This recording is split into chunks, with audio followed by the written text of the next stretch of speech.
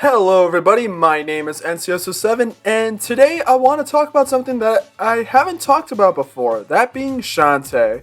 You may know of her, the hot genie saving the day that people wanted in Super Smash Bros. And also has games that are ludicrously expensive online. Yeah, that one. She's had quite a run for the past couple of decades, and out of the 5 games that have been released in that time, I've only played 2 of those games. Over a year ago, I played my first game, that being Half Genie Hero, and while it was definitely good, I didn't really think too much after I beat it other than, it's pretty good. And a couple of months ago, I finally got around to playing the newest game, Shantae and the 7 Sirens, after having the game for like a year and a half. And once I beat the game, well, I can definitely say I had much more fun with it, so let's talk about that fun. I should mention that there will be spoilers, so yeah, if you haven't played 7 Sirens, just go and play it before watching this. Which I think should be pretty self-explanatory, because it's a video essay on this game. With that all out of the way, let's begin. Let's first touch on some of the development, and there really isn't too much. Originally being called simply Shantae 5, the game was developed in only around 18 months, which is honestly pretty quick for a game of this kind. Initially, the game was only released in 2 parts, and only for Apple Arcade, with the first part releasing in late 2019 and the second part in early 2020, along with PC and console versions when the second part came out, including both parts. And in terms of unused content, there are some early sketches for all the characters that would appear in the dialogue sections. The backdash item, which was in the previous games, was also cut, and there's also a couple of shops that didn't make it into the game. And that's basically it. Yeah, there's really not a lot. Let's get into the game. Let's start with how the game looks. So 7 Sirens continues the art style that was seen in Half Genie Hero, and holy god does it look good. Starting with the characters, they all look as good as ever, especially with the portraits that pop up during conversations, which I love so much. Any game that does stuff like this easily earns bonus points, and good god, it's so good. The environments are also really nice looking. One area I really like is how when you go further and further into the island, the background really shows you just how far you are underground, which works really well with the story, which I'll get to that a bit later. Also, this game has animated cutscenes being animated by Studio Trigger, and they also look really good. And performance-wise, the game also runs very good too. Considering I played it on PS5, I don't really expect there to be issues, but man, it runs like butter. I have no idea how the other versions run, but I'd assume they run fine. And it's also one final tidbit, but once you beat the game, you get this artwork. Nice. Similar to the other Shantae games, it's once again you, or well, Shantae, running through the world while defeating enemies with your hair, transforming into various different forms, getting where you need to. But unlike the other games in the series, this game is more of a Metroidvania, where it's one big interconnected world, which makes exploring much more interesting and really gets you to explore everywhere. There's a couple towns where you can gain new abilities and buffs, and you can also unlock more moves throughout the game, and every now and then you'll encounter a dungeon that has its own map and collectibles, and overall, it's lots of fun. The controls are really snappy and fun, and one thing I like is how the transformations can happen through certain buttons, rather than having to stop the game to dance to then choose what ability you want to use. I wasn't really a fan of that in Half Genie Hero, so I'm glad they fixed it with this game. And as for the design of the world, there's a lot of stuff to explore and find, and it's a lot of fun. While it isn't the best level design ever, it still is quite fun looking around. The combat is also pretty good, especially when later you can make your hair attack much faster, which can kill enemies much faster. Though I do wish that the bosses were better, as most of the bosses in the game can either be quite easy or tedious. For example, the Squid Siren boss later in the game is a lot more on the annoying side rather than challenging or fun. The Risky Boots fights that you fight in every dungeon are also kinda whatever, since they all play very similarly to one another, and they happen several times. Though I will admit that the final boss is actually a decent endurance challenge, because holy god, it took forever to beat it. Not because I was dying, but because it takes so long to beat the Empress Siren.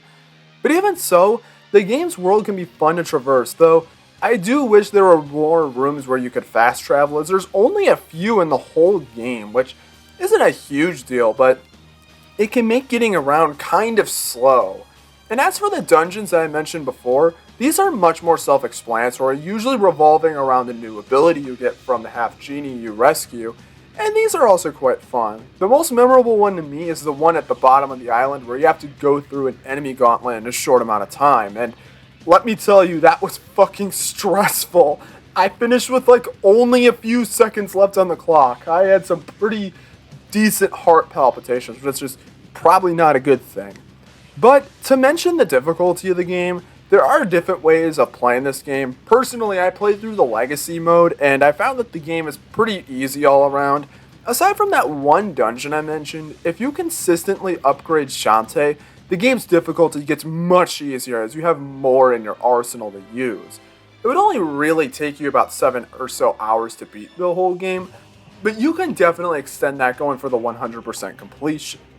I would say that the gameplay is pretty solid, as while it isn't the most unique thing out there, it is a really solidly made Shantae game with such a big world to explore and so many secrets to find, and it's really good, and definitely one of the more replayable ones due to all the stuff you can do in the game.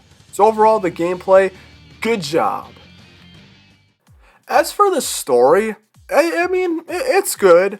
Not anything super amazing, but it's pretty solid. Really, the story's that basically Shantae and her friends go to an island for a vacation, with her meeting other half-genies before they go missing, so you have to find them, as well as stop the Sirens down below, and Risky Boots from causing problems, and unearthing more about the island. The story isn't anything too unique. I mean, how many times have we heard the whole vacation goes wrong thing in a video game? But it is still good, though where it really gets good is with the characters and dialogue, as while the dialogue isn't the most witty stuff I've ever read, it is still a lot of fun, especially to see the characters interact with one another. And Shantae, of course, is lovable as always, as well as her friends, and while I wish the other half-genies did a little bit more than just give you their power, I mean, look at their designs, they could have had such a much bigger role in the game. It would have been nice to play as them. I wish they had more to do, but still, they are still cool though, at least I think so. Overall, the story is good, the characters are gooder, not really much else to say on that. To touch very briefly on the music in this game is good. I didn't notice that much of it, but there are some good bops. I really like the Arena Town music and the music for that one minigame in Tree Town, though that's mostly because of how much I did that minigame for some achievements, so that's probably why it's more memorable, but still. Sorry, I can't really say more. The music is good, though kind of blends in sometimes, which is fine, but I figured I'd just mention it briefly. I know it's pretty obvious, but this game kicks ass. Is it my favorite Shantae game? Well, at the moment, yes. Sure, the bosses aren't the best, and traversing the world can get a bit slow at times, especially if you're going for 100%, but the game makes up for it with the characters, the story, the level design, and the control. If you haven't played a Shantae game before, I heavily recommend playing this one as your first. And it also isn't too expensive either, so you really should get on that. Shantae and the Seven Sirens is a beautiful fun game with an island full of secrets that'll keep you playing for a good long while. Just hoping that the next Shantae game is like this, because man, I would love a sequel to this game, especially if the other half genies actually have something to do with the game. That'd actually be really cool. But yeah, so that is it for this video. I know it wasn't one of my longer ones, but hopefully you guys still enjoyed it. Let me know if you guys have played this game in the comments below, and if you guys want me to review other Shantae games, let me know in the comments below as well. Also, consider hitting the like button and subscribing so you can see more stuff like this. And consider checking out some of my other videos of this caliber. I did a video on like Sonic Mania not too long ago, and I also did an entire iceberg not too long ago as well. So I'll have those as end cards. But yeah, that's pretty much it. Thank you guys for watching, and I will see you guys next time. Peace out and take care.